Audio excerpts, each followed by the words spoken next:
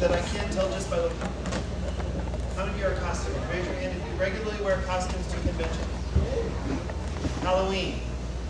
Family reunions.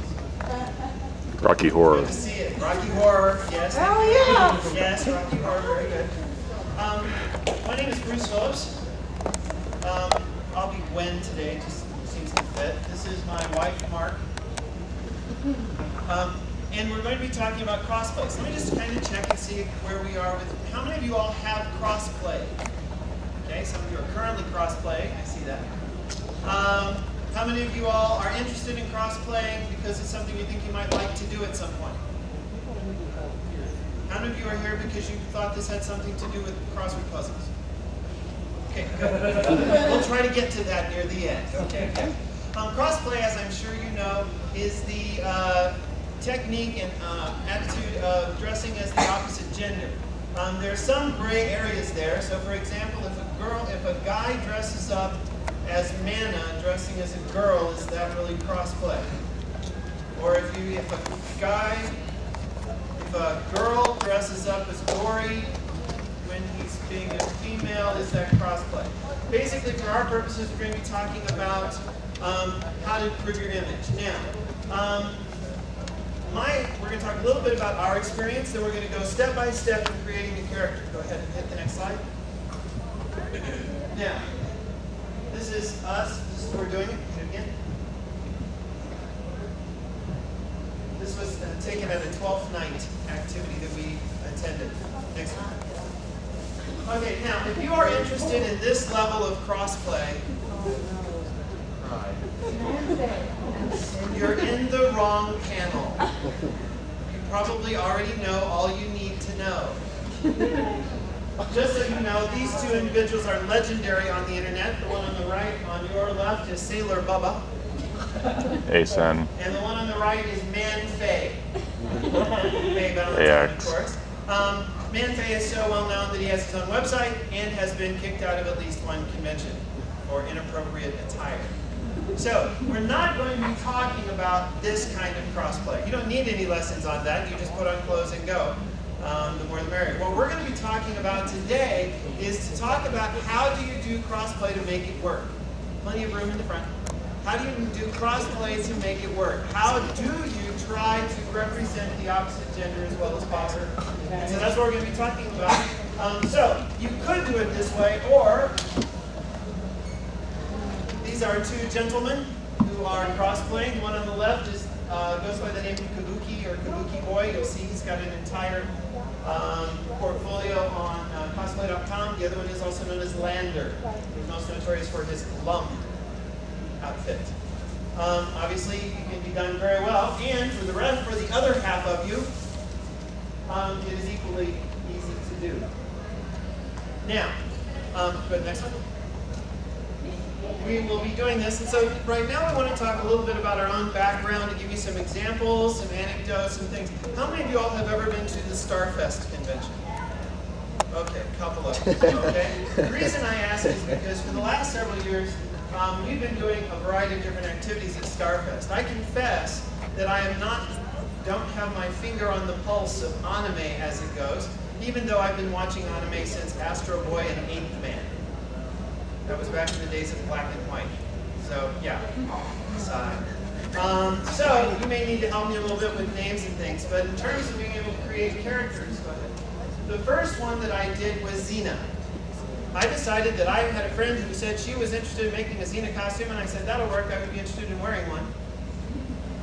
And so I got the Xena costume made, and it was a lot of fun, a lot of recognition. People knew me for a long time as Xena.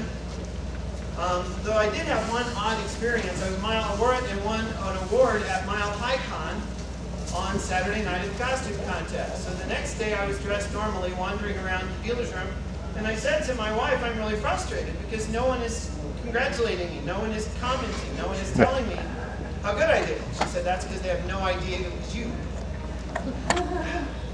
First of cosplay. This was taken obviously at the Renaissance Festival with a couple of friends. It's always an adventure going out someplace like that where they don't necessarily expect to see people dressed that way. I actually had somebody ask me once if that was my real hair. Next slide. After I did Xena, I did Carmen Sandiego, and then the person who runs the Starfest convention asked if I would do La Femme Nikita. Sounded like fun, so I decided to go as La Femme Nikita. What made it particularly fun was that's what I was wearing when I met John Travolta. I got in the autograph line for John Travolta dressed like this. And I came through and I said, Mr. Travolta, we really enjoy what you do. We enjoy the work that you do. Would you please sign my wife loves your movies. Would you sign our poster? Thank you. And I was told by people in the room after I left, he just kind of looked up and went, and then went back to the next person.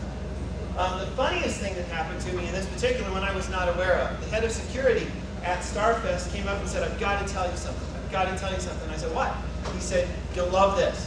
He said, a guy came up to me and said,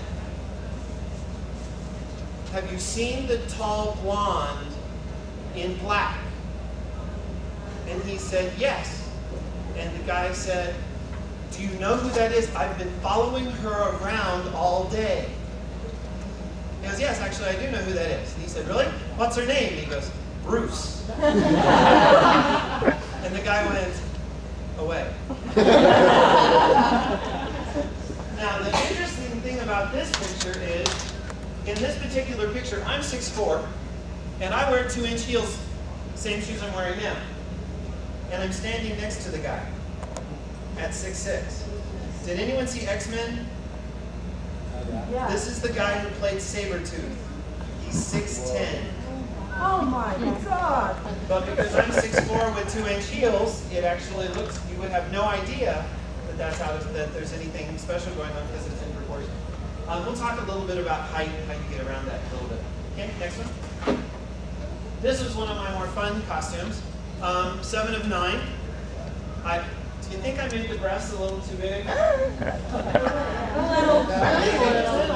What was the story you were telling about what happened when I wore this outfit? At this particular convention, I was also cross-dressed as Neelix. You'll see pictures of that in a moment. We were on our way to our presentation, and my husband was walking up the hall ahead of me, and all of these men were watching the breasts go by. None of them ever looked at the face. He could have had a full beard, they never would have known. And I was really cracking up at all these men checking out my husband. As a matter of fact, I went walking, another friend told me as I went walking by, they watched this one guy standing next to his girlfriend apparently, and as I went walking by, he stared so intently, she elbowed him and went stomping off. And I was like, only he had known. I've had a chance to do a variety of costumes, I've won some awards, I've done those kinds of things.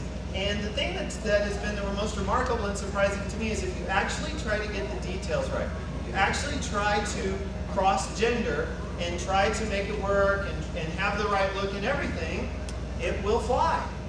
Now, I do need to make a couple of comments. Number one, you will never fool everybody. Just a given, you will never fool everybody. The object should not be necessarily to fool everybody. The object should be for them to go, you know, I can tell that's a guy, but wow, you know, that really works. Or, I know that's a girl, but you know, it's hard to tell. And you can tell you're successful when they start staring at parts of your body to either figure out if they're real or where they've gone. Now, probably my most notorious performance doing Crossplay was at Starfest Convention about 4 years ago. How many of you all saw Galaxy Quest? Sigourney Weaver's character was Gwen DeMarco. At Starfest 4 years ago, they had one of their guests, the original Gwen DeMarco from the real TV series the movie was based on. She got up and gave an hour-long presentation twice, had some footage, did question and answer sessions, signed and sold autographed photos for charity, and it was me for the whole weekend. It was a challenge. I would say there were certainly many people who I actually had people come up and say, you know, there's this guy that comes to the convention that dresses up as a female, and he looks just like you. I had 8 people tell me they had seen me on my show. It's kind of scary. But the funniest one, someone just told me earlier, they met somebody a couple of weeks ago who said, yeah, I go to the Starfest conventions, those are a lot of fun, we do those. And you know, they've had a lot of people that were really cool, and they even had that woman, the original woman from Galaxy Quest was there. And my friends went, yeah, huh?